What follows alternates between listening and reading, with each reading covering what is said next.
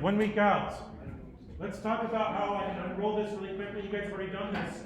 What I'm going to do is show you how you compare the two grids. Can somebody hit that left light, and then maybe you can see the projector better? Does that help? Nope, other way. There we go. Perfect.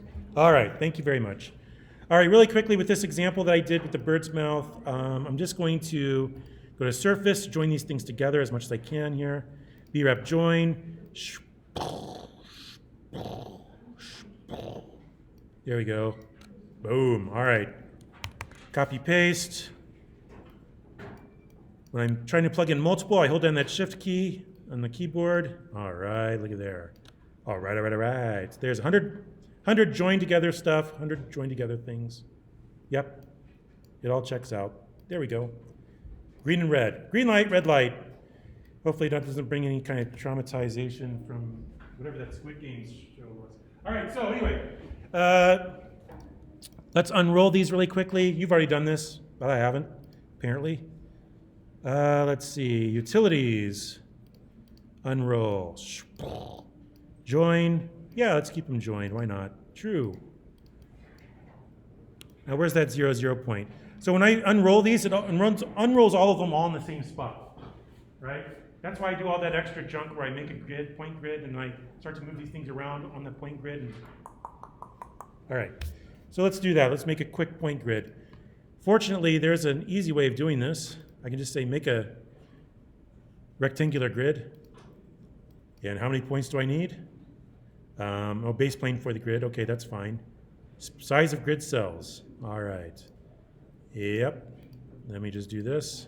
I'll go from 0 to 10 or something like that, something crazy. Plug that in for that. Add another one for the Y.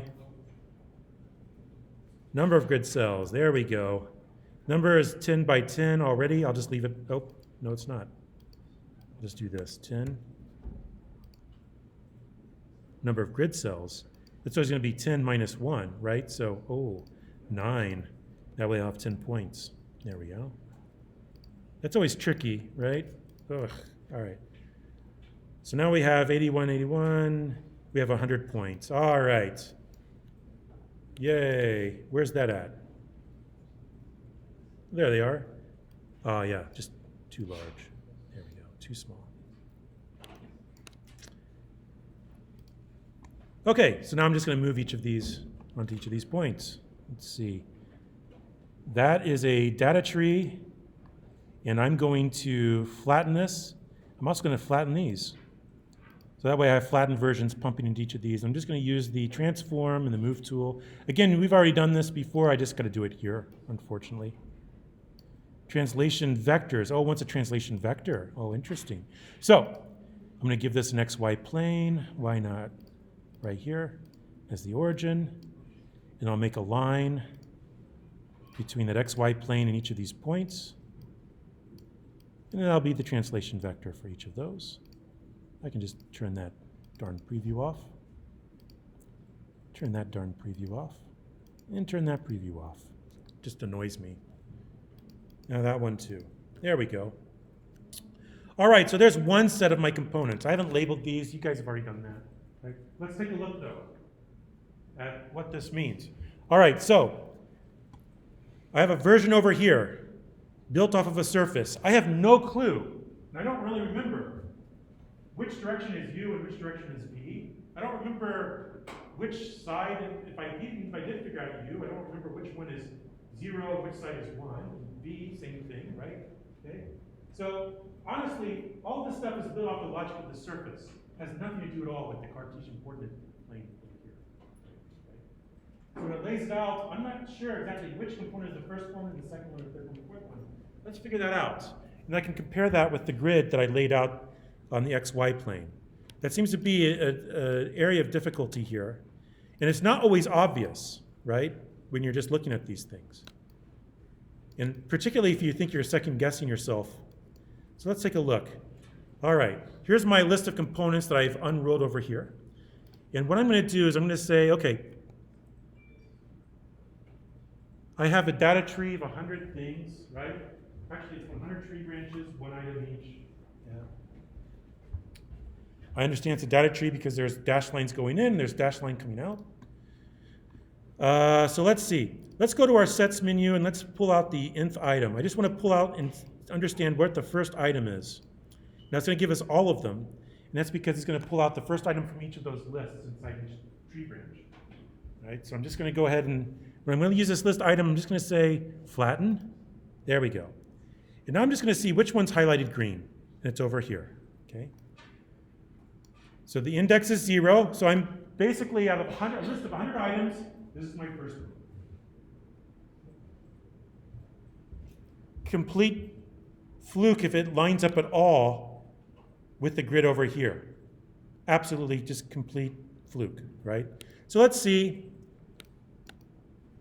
now where the second one is. I'm going to change that index number from 0 to 1, right? Okay, the second one's over here. Let's just confirm this. I'll change this index to 2 to see where the third one is. It's over here, right? Now, if I change the index to 10, I'll get the 11th one. And it should be, well, this is the first, and the second, and third, and fourth.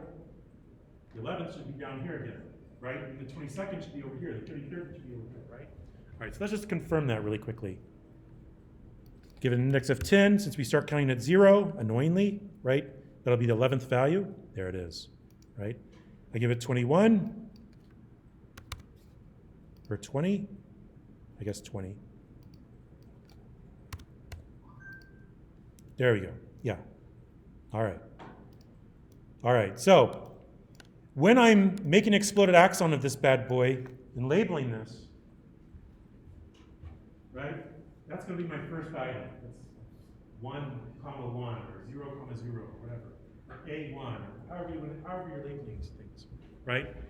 And the next one's going to be this one, A2, A3. This one's going to be B1, B2, B3, whatever it is. Now let's run this comparison here to sort of understand where that first item and that second item are down in this grid that we made, right? So first item, set this integer back to 0. Ta-da! This one's just set to 0. No surprise, the first one's laid out this way. Let me look at the index. I'll change the index to 1, and we'll find the second item, and it's actually going this direction. Aha.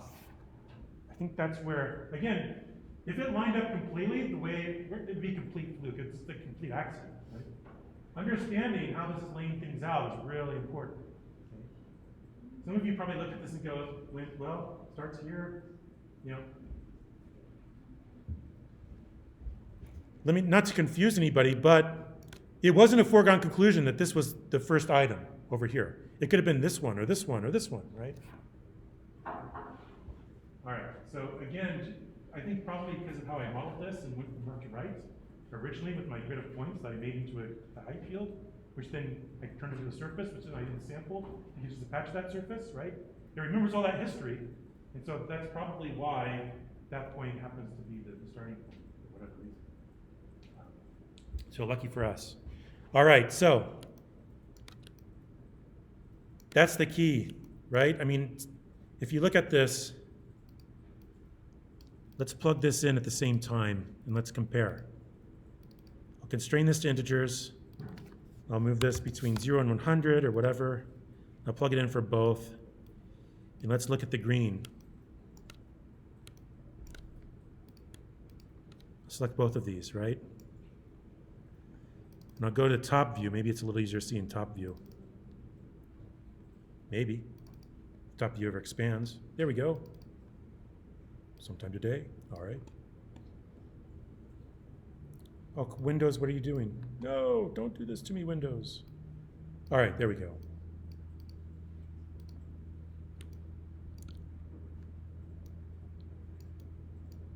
And let's see here. What's green? Oh, maybe it's harder to see, actually. Let me see if I can find a good view that you can see this demonstrated in real time here. I'll tilt this back, and now we can see the green areas one at a time, right?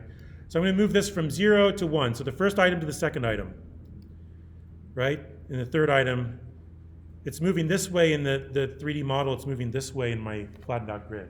So understanding how to label these becomes really important. If I label this one 1, 1, and 1, 2, and 1, 3, 1, 4, I gotta do it here, follow the same logic. 1, 1, 1, 2, 1, 3, 1, 4, going in the opposite direction. Okay.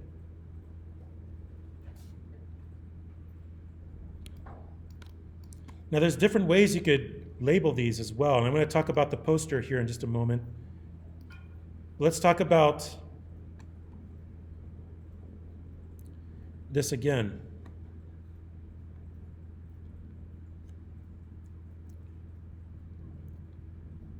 Right? So again, knowing where these things go and how they line up, making sure the labels actually line up with the 3D model is really important. You're already generating labels. Understanding where each, like 0, 0, and 11, or whatever it goes, on some sort of exploded axon becomes really important. This one actually doesn't have that, does it? Oh, no, I guess it has it here. Right, so if you're looking at the top view, right, here they are spread out for laser cutting, here they are, here's how they go together in the right sequence. Okay. This one kind of did that same thing, I guess. I'm not sure why they felt that was a good strategy. I would think that you'd want to know exactly which rib and things like that, sort of as a sandwich in this exploded axon. So let's talk about that, right? Let's talk about what I just posted for that last, this last assignment. So let's talk about the poster for just a minute.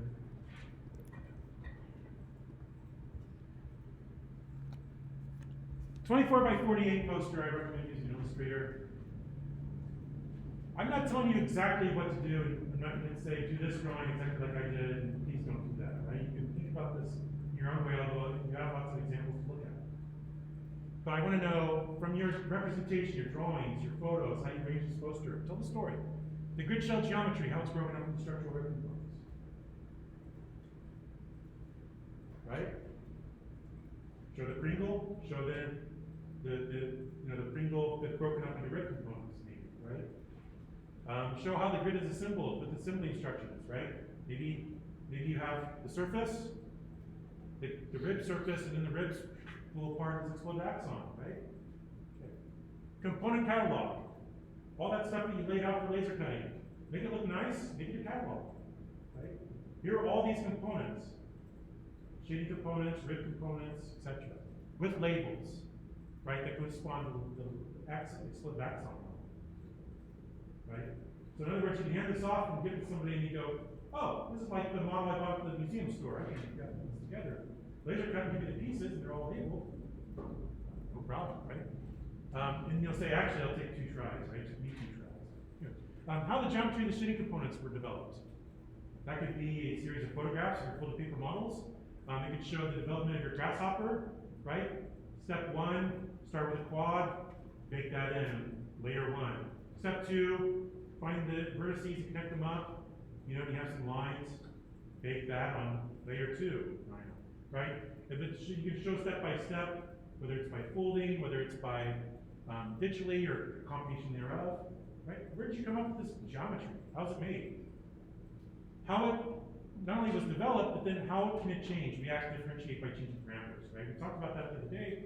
You can start to make a series of these things and show how they transform by simply changing a slider here or there, right?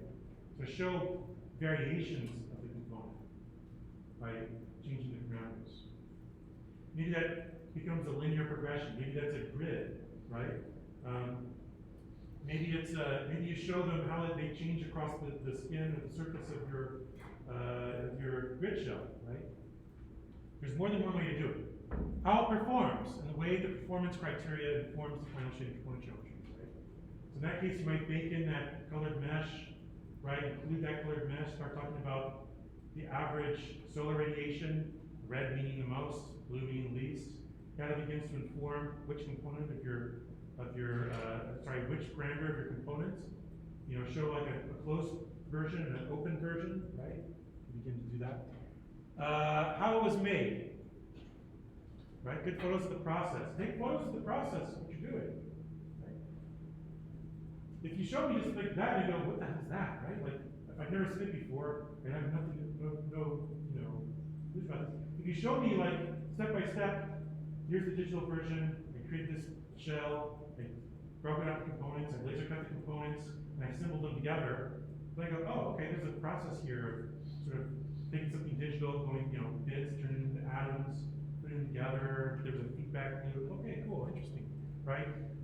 The result, right? A good photo or two of the final prototype, right? Or comparison, side by side. Here's the digital version, here's the physical version, right? They're not going to be exactly alike, but some of them are strikingly similar, right? Interesting. But again, the idea here is to sort of talk about the process. The results are like, at the end of the day, the results are cool looking, but they're just laser cut chipboard models, right? At the end of the day, the real result is like, what did I learn? What was the process? Okay. Sort of process product is really important. So, when in doubt, I simply try to do the assignment ahead of time with you guys, or for you guys, sort of understand what's doable, time you have, and what might work out. So, really quickly, I've already made a 24 by 48 document in Illustrator.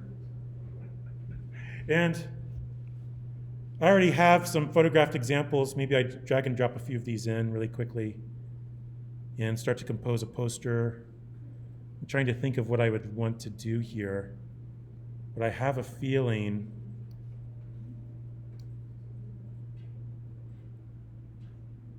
let's see. This one could be nice. You know what I like about this one? That it looks perfect for like a left hand cut off just at the top bottom, but it continues on to the right. Oh yeah, that could be a really nice graphic, like boom, here's the final result. Yeah! That's a really good model, by the way. This is Isaac's. Great, fantastic result, right? You guys have some great stuff, so show them off, right? I can't tell you how many times I walk down the hallway and I see a poster and it's like, this is the drawing, and it's like 2 inches big, and then there's like a crappy ass floor plan like next to it that's like 3 times larger. I'm like, swap those things around, man, right? Whatever. So anyway, prioritizing the storytelling here becomes really important, right?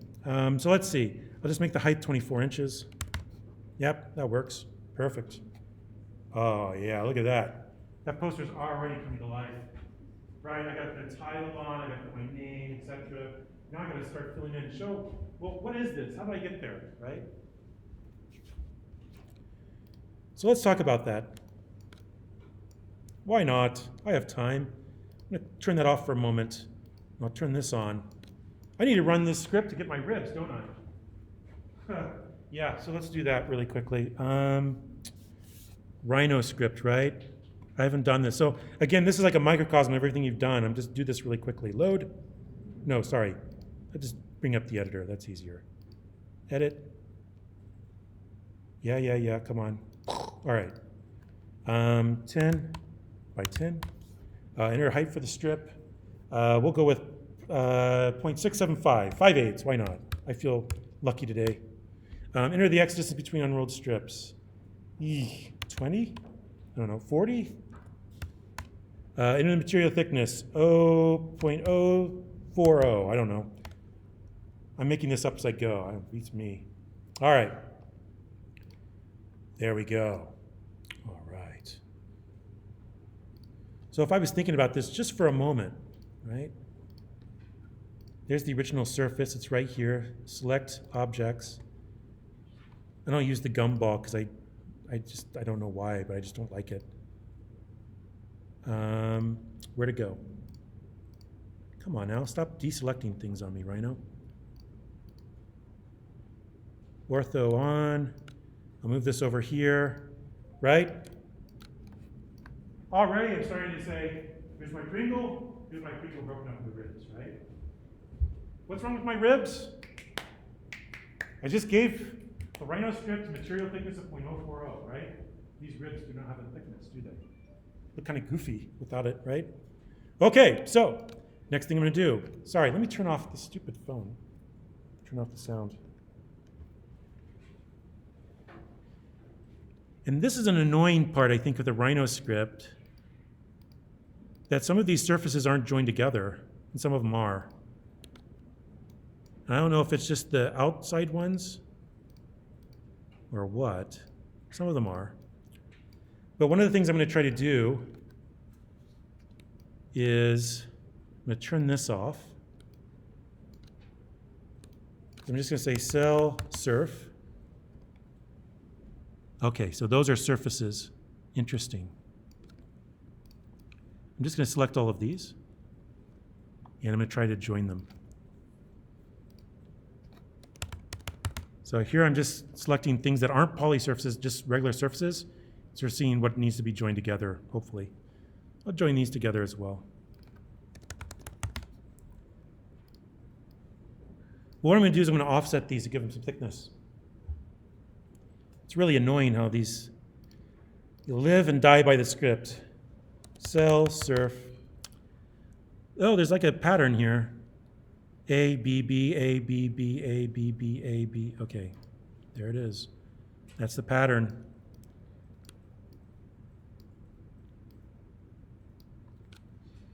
Join.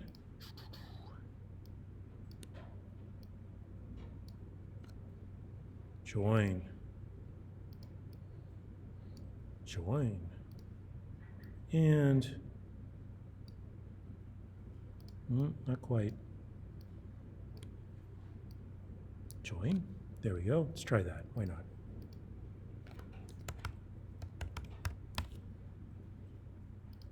All right. So what I'm going to do next is cell poly surf, right? So when I type in SEL, I can select certain things based off what type they are, right? So I don't want to select everything. I don't want to select everything. In fact, there's curves in here. I just want to hit the poly surfaces. So I'm going to say cell poly surf. No, they're all joined together now. Darn it. Okay, great. Now I'm going to say offset surf, right? Offset the surfaces. Now look at. It's always going to ask you, okay, what does you want? First of all, it's going to say, select the objects.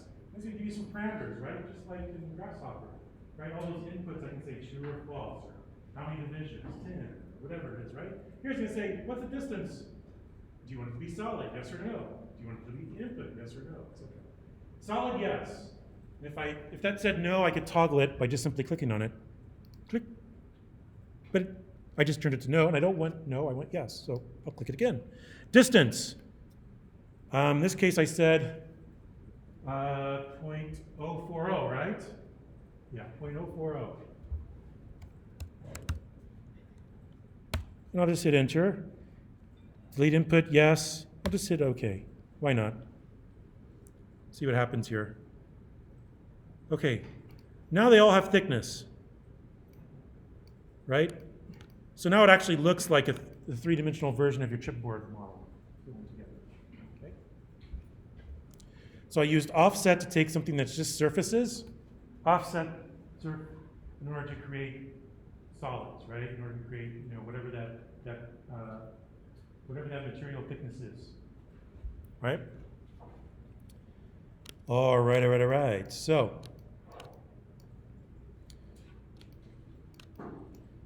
let me go to top view, and I'll do this all at the same time.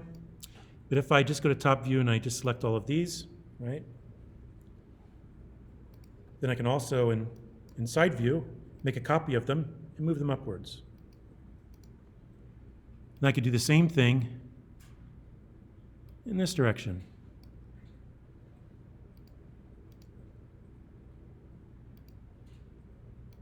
And eventually, I can make an exploded drawing, right? There we go.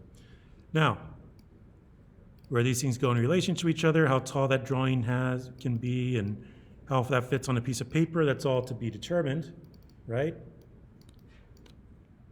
But what's interesting here is that, again, the labels on your laser cut should correspond to how you're labeling the three-dimensional version so you can begin to understand which rib goes where, right?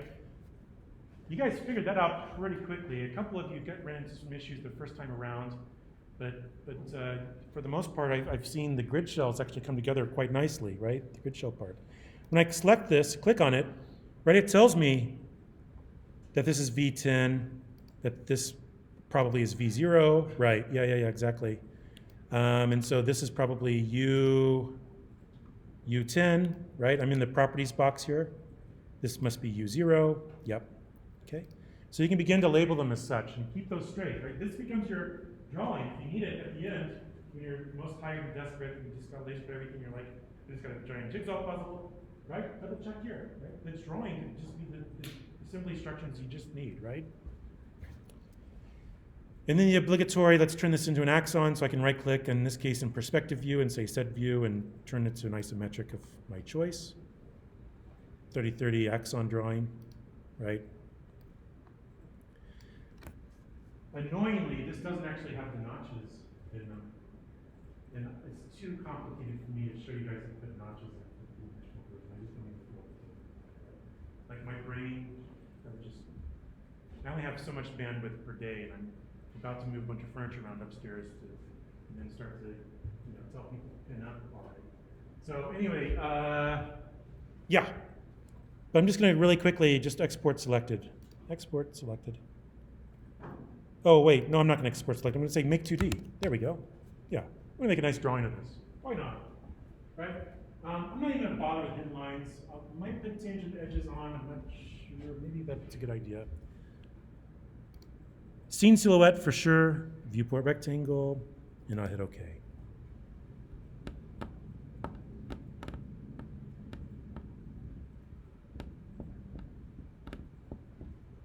What that'll do is that'll put a flattened axon drawing back on my XY plane in top view. You can see in top view over here, there it is. It's still selected in pink as the last thing made. Yeah, not too shabby, right? All right, there's a drawing I can bring into Illustrator. What else did I mention? There's this. There's also component catalogs and the like, right?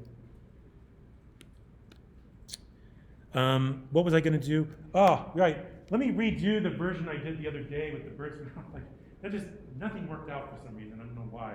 But I'm going to pull out a couple of versions of this, how this thing with the component actually changes, right? And then I'm also going to show what it looks like when it's flattened, so you can sort of see the three-dimensional version and that flattened version, right? We'll talk about that component, because that's an important part too. I just privileged the sort of grid shell structure, right? Now let's talk about those components. And then later on, we can look at it and see what holes we need to fill with our drawings and things like that. We will need a part catalog, that's for sure. So let me turn some of this stuff off, like basically all of this. Here we go. Turn that on, turn that off, off, off. All right, cool. What else? There it is. That's what I want to turn back on. Grasshopper. Yep, let's see here. Set one surface. All right.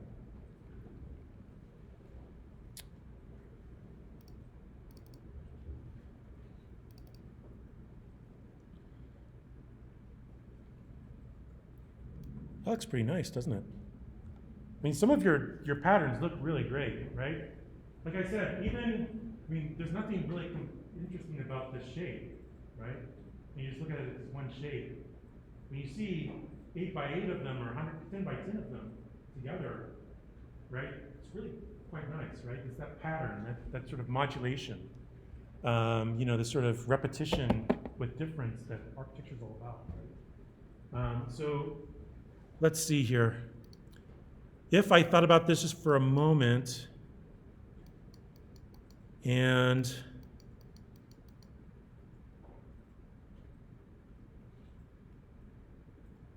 I wanted to just bake out one or two of these, well, I guess I could do that, or I could just, let me think about this for a moment. Yeah, maybe that's what I'll do. I could just show the one component, or I could show a grid of them, right, and change them as I go with the components. And I didn't really like what I did the other day, so I'm going to maybe do this, maybe with the whole grid really quickly. All right, here's where I'm just going to think a couple of steps ahead, or at least try to. make it look like I'm at least trying to anyway. I'm just going to send this down. All right. I'm going to say, I'll call this variation 01. I'll make another one, variation 02. I'll make another one, variation 03, something like that. Okay. And so I'm going to look at these parameters. I'm going to make one that's kind of closed off. I think I did this the other day. Why not, right? There's this, how deep it gets. And there's, I have to think about this. What am I doing here? Who am I? Where am I? All right. Oh, I remember. Yeah, I was going along the curves here. Oh, wow. Hey, that's fancier than I thought. So I could close this up quite a bit.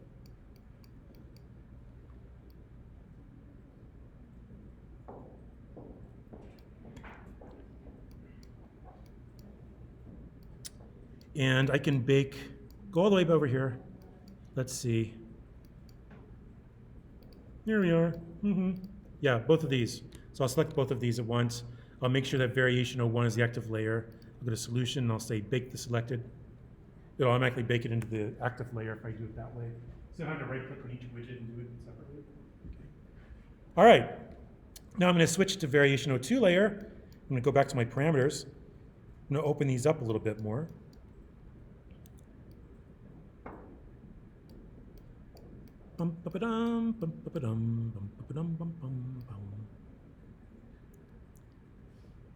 Oh yeah, look at that. All right, I like it already, why not? And I'm just gonna say, okay, there's still selected solution, bake selected, under variation 02. Now I'll move over to the variation 03 layer. I'm gonna open these up maximum, almost max. Maximum opening, there we go. Oh, sorry. Get a little carried away sometimes.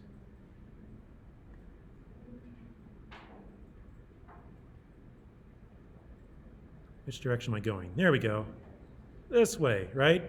Okay, so in other words, I'm trying to sort of demonstrate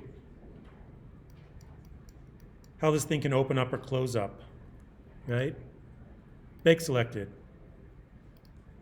Oh, that's really interesting. It's really weird to see them all like overlapped. All right, so there's that one, there's this one, there's this one, right? Let's see what that looks like when their shaded's on. I'll turn that off. There we go.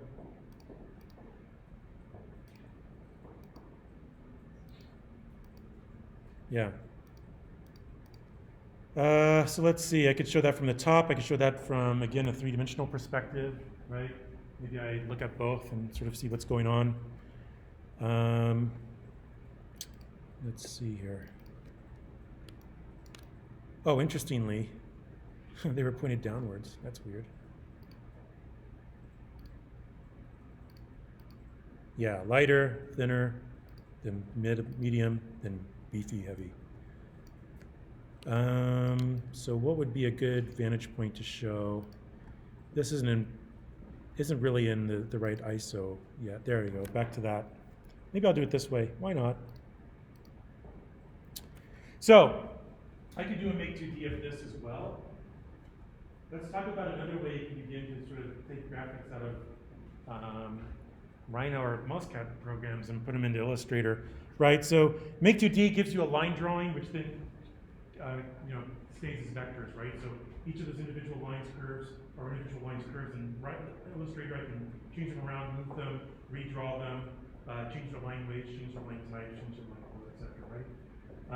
As opposed to raster graphics, which are basically a big grid of squares, and each square is assigned a color. As I zoom in on a diagonal line, I realize it's just a bunch of squares that happen to be in a diagonal configuration colored black as opposed to the field that's white, etc., right? Okay, so, sorry, I always try to fit as much in as I can here in a short amount of time. But if you go to Tools, Options, and you go to things like the View, Display Modes, right? I just wanted to show you this.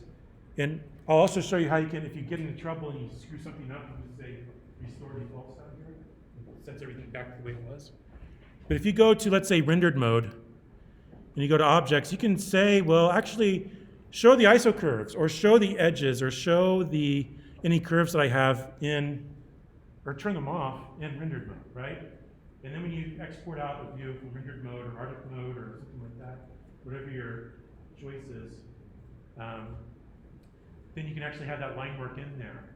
Now, it's not going to be vector, it's going to be raster, right? But sometimes when you have lots and lots of lines and you don't want to feel like waiting forever on a Make 2D, that sometimes works really well and sometimes doesn't work so well anyway, right? This is a good solution for it. So what I can do is, I'm going to just look at these settings. I'm going to go and set this to rendered, and let's see what I have here. All right, I hate this horizon line. That's terrible. So I'm going to turn on transparent background, turn off the ground plane. Ugh. All right, and now let's go and look and see what this will do for me. I'm in my render settings still. I can say render curves, render surface edges, and ISO curves. And that'll change things, I think, when I hit that render button. But let me go to tools and options once more, and let's see what happens here. If I go to rendered mode, and I go to objects, I'll just go back to rendered. I'm just gonna look at this, name rendered, use render settings, use render settings, use render settings, ground plane settings, yep, that's good. I set that stuff here, so I wanted a transparent background, I didn't want a ground plane. Show ISO curves, let's toggle that on and see what happens. Show tangent edges, so seams, so sub D wires. So I'll turn on the wire frame, show curves, show sub D boundaries. I'll turn some of these things on and let's see what happens when I hit OK, right?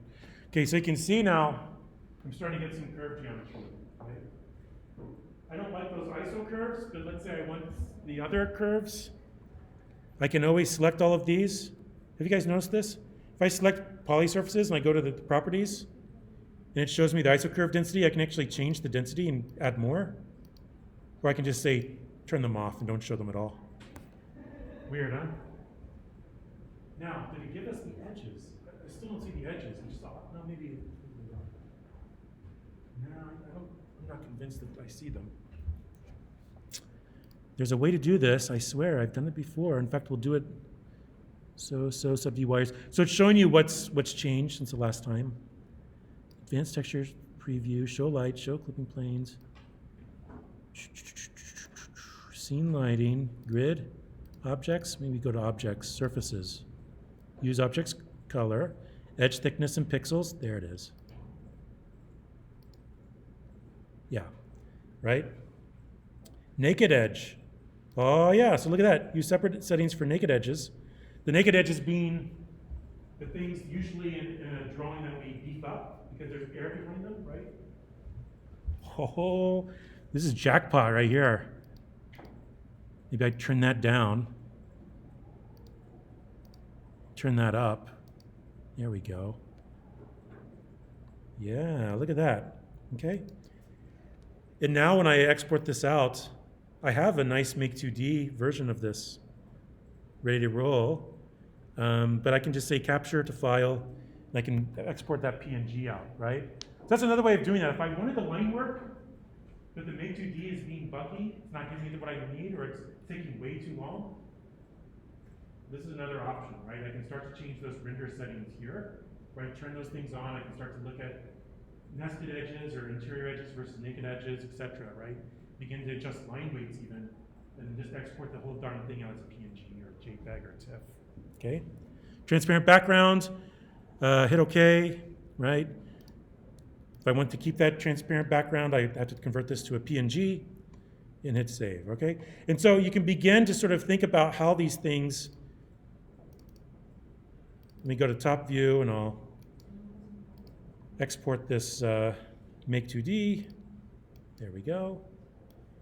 Again, export selected, file, export selected. Export it as an AI file, right?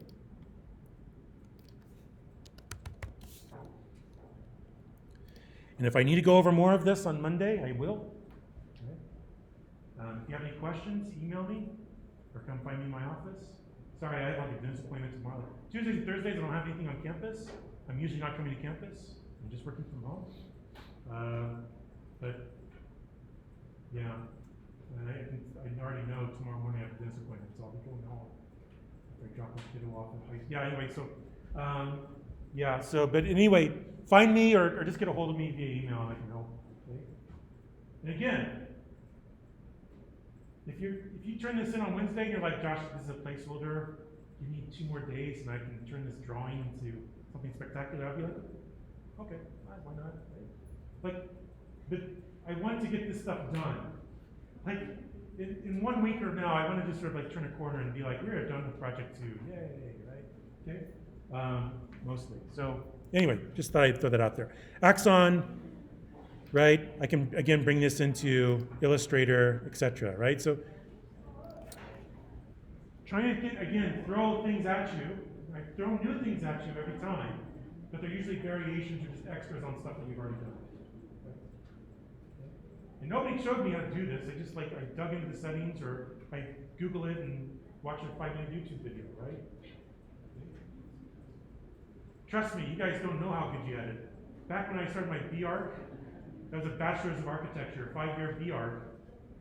Like we started with parallel bars and drafting supplies and fine liner pens and then by my 5th year of doing my thesis, I was writing things in DOS, trying to get Lightwave to calculate a radiosity solution that I could map into Studio Max on top of my ray trace renderings.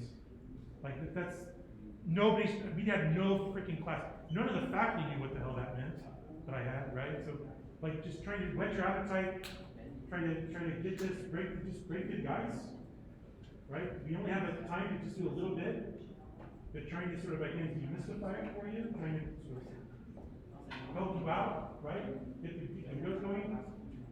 Look what you can do here, and ask yourself critically, what can I begin to immediately use in my other work, right? Whether that's the structures assignment where you have to show trusses, or whether it's the studio assignment where I have to take a surface and now I have to make a curtain wall, right, or something, right? Like all that stuff. It's all here. How to make a beautiful drawing. Right? I have all this line work. Now, what's the best way to show it? Right? Maybe Make 2D doesn't work. Sometimes it doesn't. Project 3, I would love to do Make 2D. It's way too complicated. We'll have so much geometry in Project 3. It's just stupid. We'll be doing something like this, right? Just showing you change the render settings, right? And again, if you back yourself or paint yourself into a corner, and you're like, stuff is not looking right in my Rhino build, right? And I have a feeling it's all to do with the properties that I screwed up here. You go back to those properties and say redistore defaults down here at the bottom. Starts all over, right? Goes right back to the way Rhino worked out the blocks. Okay, when it comes to render settings. Right? It's also highlighted in blue with the stuff that you changed, where you've changed it, right? Okay. All right, so again, I can't show you everything. In fact, it'd be really dumb if we just went through and did every practice exercises for every button, right? That's dumb. Workflows, right? How is this helpful? What can you begin to sort of absorb immediately into some of the stuff you're doing, right? And these are little microcosm projects. And the rubric is a big one, right? Like rendering, modeling, geometry, parametric design, geometry. Did I say geometry already? Yeah, I did, right? Materials. How does this work with your CTEC class? How does this work with your structures class? How does this work with your ECS class? Right? How do we show that the demonstration between not only can we just make anything, but why? Right? Can it be tied in with performance or how to make it or blah blah blah blah blah. Right? Digital fabrication. Right? So 267 was all about let's get you going with these tools and let's model some stuff. Let's make some drawings. It's about drawing types. Right? Here it's like geometry. Let's model, but let's model now and let's build it. Let's model now and let's render it. Let's model now and let's optimize it based on some sort of performance criteria. Okay. We will not get into Revit, it appears, right? But you've gone back and forth between Revit and Rhino when it comes to this stuff, right? I mean, so the problem with that is, and I would actually argue we should do this in conjunction with CTEC. Do a workshop where you actually do the CTEC stuff in Revit. Because what does Revit ask you to do immediately? What kind of wall type do you have? What's the smoke rating, right? Like all this stuff that you have no business asking you right off the bat before you made a bunch of big design decisions, right? And it asks you for minutia, right? It's almost like data entry. So that's why I don't even bother with that right now, right? It's like design by pull down. That's not helpful.